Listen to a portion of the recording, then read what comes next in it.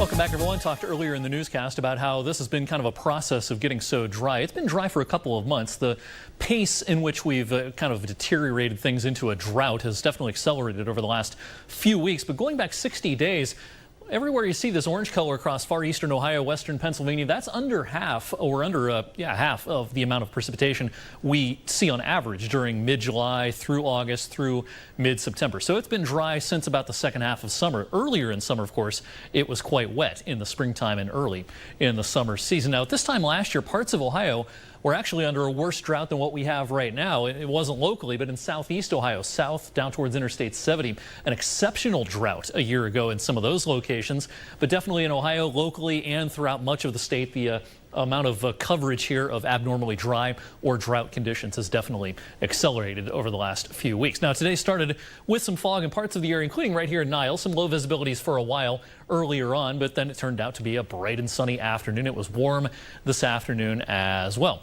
Thanks to Dave over in Pittsburgh. He's a great photographer. Make sure you're following him on social media if you are not already. He took this picture of a SpaceX launch from Florida, which was visible over parts of the region last evening, and specifically here in Pittsburgh overlooking the skyline. What a cool picture that was. And our sky will remain clear tonight. And much like last night, there could be a few patches of fog later on tonight. 56 degrees overnight.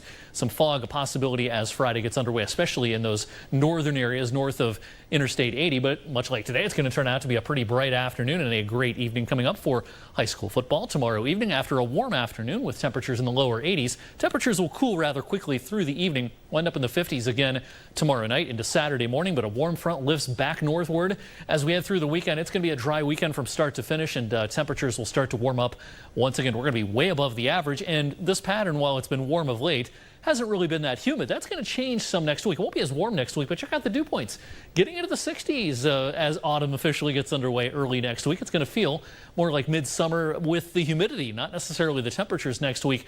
And with that increase in humidity will come an increased chance for some showers. Now, at this point, it's an open question about how much rain we'll actually get next week, but at least we'll have the chance of some showers starting on Monday and taking us into Tuesday and Wednesday, probably through the end of next week as well. Fingers crossed for a nice dumping of rain here and there. We don't want too much at one time, of course, but we need every drop pretty much at this point because, as we've been talking about, it's getting very, very dry out there, especially in our southern viewing area. Temperatures next week, instead of the 80s, it'll be in the 70s, still above the average. And with that increase in humidity, it may actually feel a little more uncomfortable than it has been of late when we've been warm, but not that humid. Right, hard to believe. All right, thanks, Eric. Sure. Yeah. Next on 21 Sports, it's a conference.